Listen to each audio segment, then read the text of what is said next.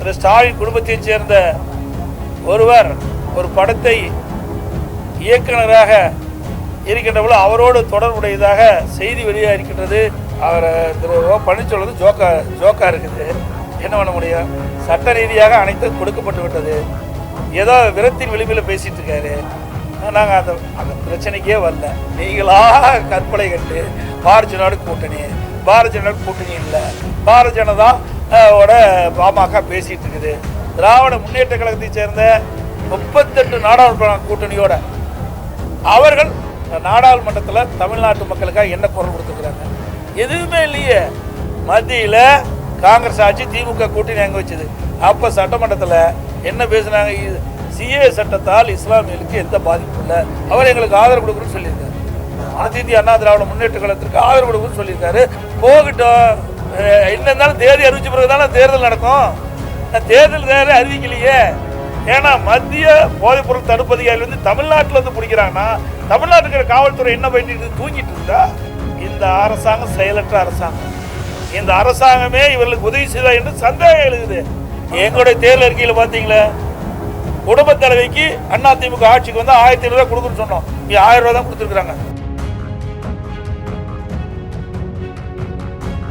அண்மையில் போதைப்பொருள் தடுப்பு பிரிவை சேர்ந்தவர்கள் கண்டுபிடித்து கைது செய்யப்பட்டு விசாரணையில் இருந்து கொண்டிருக்கின்றார். அவர் திராவிட முன்னேற்ற கழகத்தில் அயல் அணியினுடைய துணை அமைப்பாளராக பொறுப்பில் இருக்கிறார். அந்த பொறுப்பில் இருக்கின்ற பொழுது முதலமைச்சரை சந்தித்து நிதி கொடுக்கப்பட்டதாக புகைப்படம், திரு விளையாட்டுத்துறை அமைச்சரை சந்தித்து நிதி கொடுக்கப்பட்டதாக புகைப்படம், தமிழகத்தினுடைய உயர் அதிகாரியை சந்தித்து நற்சான்றிதழை வாங்கியிருக்கிறார். இப்படி காவல்துறை அதிகாரியிடத்தில் நெருக்கம் காட்டியிருக்கிறார். அரசனுடைய உயர் பதவியில் இருக்கின்ற இந்த நாட்டுடைய முதலமைச்சர் குடும்பத்தை சார்ந்தவரோடு தொடர்பு வைத்திருக்கின்றார். அதோடு திரு ஸ்டாலின் குடும்பத்தைச் சேர்ந்த ஒருவர் ஒரு படத்தை இயக்குநராக இருக்கின்றபோது அவரோடு தொடர்புடையதாக செய்தி வெளியாக இருக்கின்றது. இதையெல்லாம் பார்க்கின்ற பொழுது இந்த போதைப்பொருள் கடத்தியவரை இன்றைக்கு போதைப்பொருள் தடுப்பு அதிகாரிகள் கண்டுபிடித்து கைது செய்யப்பட்டிருக்கின்றார். அவர்களுக்கும் இவர்களுக்கும் என்ன தொடர் என்பதை முழு விசாரணை மேற்கொள்ள வேண்டும்.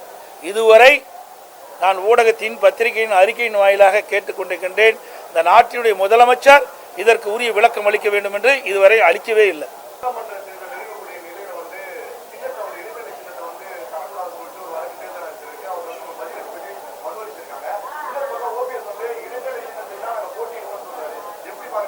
அவர் திரு ஓ பன்னீர்செல்வம் ஜோக்கா இருக்குது.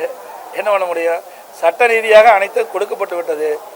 ஏதோ விரத்தின் விளிம்பில் பேசிட்டு இருக்காரு. ஆக யார் வேணாலும் போடலாம் கோர்ட்டில். ஆனால் எது சரி என்பது நீதிமன்றம் அளிக்கும். அது நீதிமன்றத்தில் இருக்கிறதுனால முழுமையான கருத்து சொல்ல முடியாது. ஆனால் நாளைக்கு அது வர இருக்குது கோர்ட்டில்.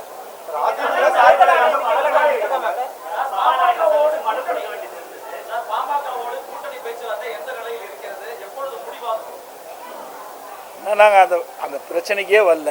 நீங்களா கற்பனை கண்டு பாரதிய ஜனதா கூட்டணி இல்லை, பாரதிய ஜனதா பாமக பேசிட்டு இருக்குது. இப்படியெல்லாம் நீங்களா கற்பனை பண்ணி ஏசியமாக ஊடகத்திலையும் பத்திரிகையிலும் போடுவதற்கு நாங்கள் பொறுப்பல்ல. நாங்கள் கூட்டணி பேசுகின்ற பொழுது உங்களை எல்லாம் அழைப்போம், தெரிவிப்போம். அதுதான் நான் தான் சொல்லணும். தேமுதிகவோடு நாங்கள் பேச்சுவார்த்தையில் தொடர்ந்து இருந்து கொண்டிருக்கிறோம். அதில் எந்த மாற்றம் கிடையாது. பாமகவோடு நாங்கள் பேச்சுவார்த்தை நடத்துகின்ற சூழ்நிலை ஏற்படுகின்ற பொழுது உங்களை அழைத்து நிச்சயமாக அதை தெரிவிப்போம்.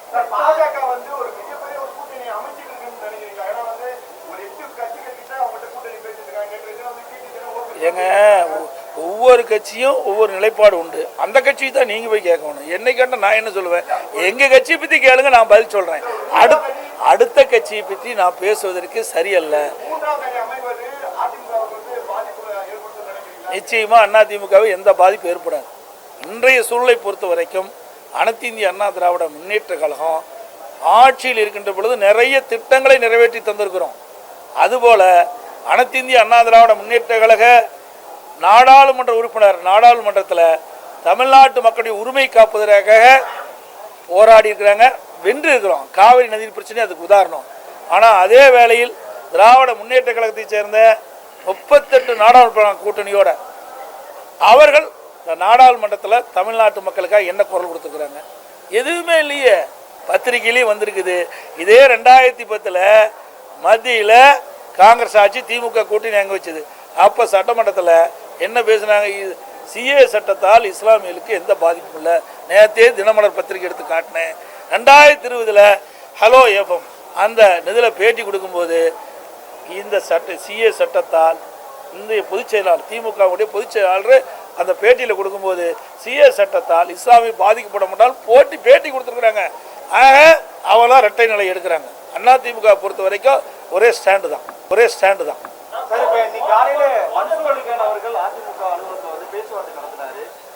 அவர் எங்களுக்கு ஆதரவு கொடுக்குறேன்னு சொல்லியிருக்காரு. அனைத்து இந்திய அண்ணா திராவிட முன்னேற்ற கழகத்திற்கு ஆதரவு கொடுக்குன்னு சொல்லியிருக்காரு.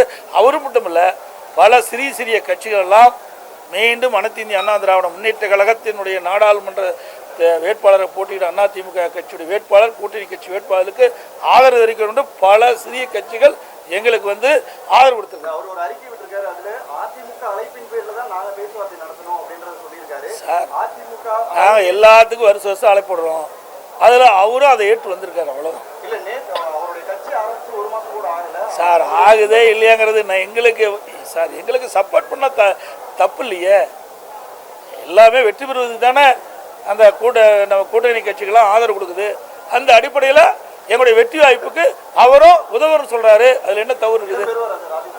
இடம்பெறுகிறது வேறங்க, ஆதரவு தான் தெரிவிக்கிறாரு.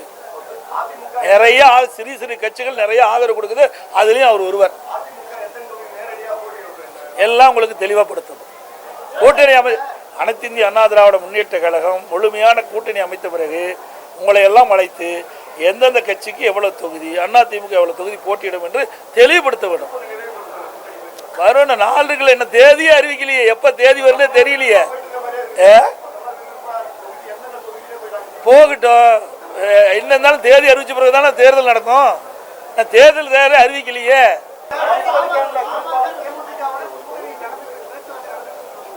யார் நடந்துட்டு இருக்குன்னு சொல்றாங்க? தேமுதிக நடந்துட்டு இருக்குன்னு சொல்றோம்.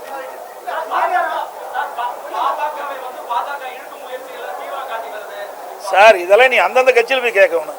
என்ன கேட்டால் எனக்கு என்ன எப்படி தெரியும்? பாரதிய ஜனதா என்ன எடுக்குது, பாட்டாளி அந்த கட்சியுடைய தலைவர்களை போய் கேட்டீங்களா அதுக்கு உண்டான விட கிடைக்கும். நான் சொல்றேனே, நாங்கள் பேச்சுவார்த்தை நடத்தினா உங்களை எல்லாம் அழைச்சி நாங்கள் பேசுவோம். தேமுதிகவோட பேச்சுவார்த்தை நடத்தினா உங்களை அழைச்சி பேசுவோம்.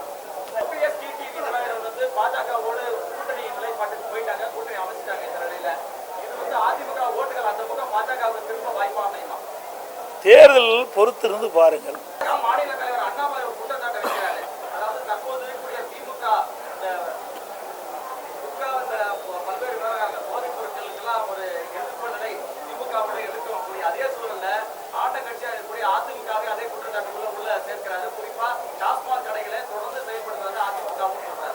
எப்படி சார் எனக்கு சொல்றதே புரியல. எங்க நிதியில் ஒன்றும் வரலையா? அப்போ டாஸ்மாக்ல இப்படிப்பட்ட கம்ப்ளைண்ட் வரலையே.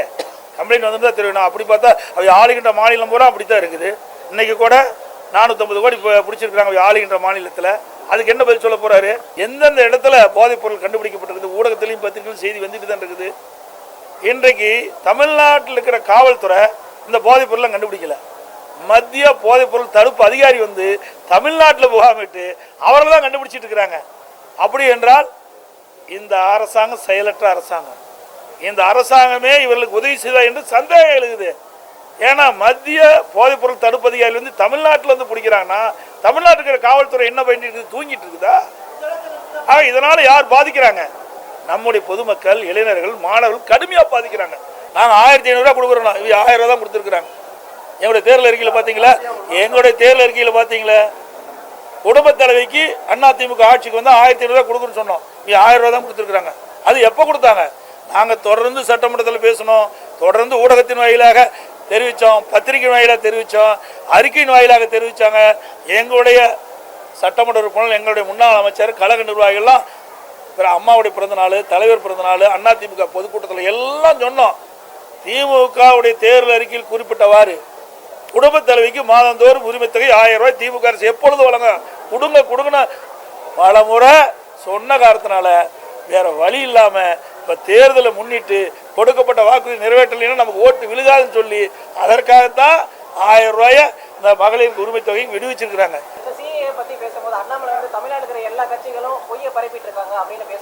அவரே உண்மை பேசணும் வச்சுங்களேன்.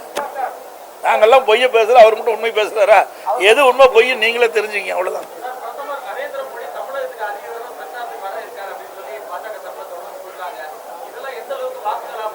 ஏங்க இதெல்லாம் என்னென்ன ஜோதிடா கணிச்சு போடுறதுக்கு? ஏங்க எல்லா கட்சி தலைவரும் அந்தந்த கட்சி வளர்க்குறதுக்கும் நாட்டு மக்களை சந்தித்து வாக்குகள் பெறுவதற்கும் அவருடைய விருப்பம். அதில் போய் மற்ற எப்படி தலையிட முடியும்? நான் போய் தமிழ்நாடு பூரா சுற்றுப்பயணம் போனால் மற்ற கட்சி நீங்கள் போய் கேட்டீங்களா அவங்க என்ன பதில் சொல்லுவாங்க? அது எப்படி நாங்கள் கணிச்சு சொல்ல முடியும்? வாக்கு இப்படி இருக்குது அப்படி இருக்குது. எங்களை பொறுத்த வரைக்கும் அனைத்து இந்திய அண்ணா திராவிட முன்னேற்ற கழகத்தை பொறுத்த வரைக்கும் 2 கோடி தொண்டர்கள் இருக்கிறாங்க. ஒரு தொண்டை ஒரு ஓட்டை கவர் பண்ண. இது போன்ற செய்திகளை மேலும் தெரிந்து கொள்ள எங்களது யூடியூப், ஃபேஸ்புக் மற்றும் ட்விட்டர் ஆப்களை சப்ஸ்கிரைப் செய்யவும்.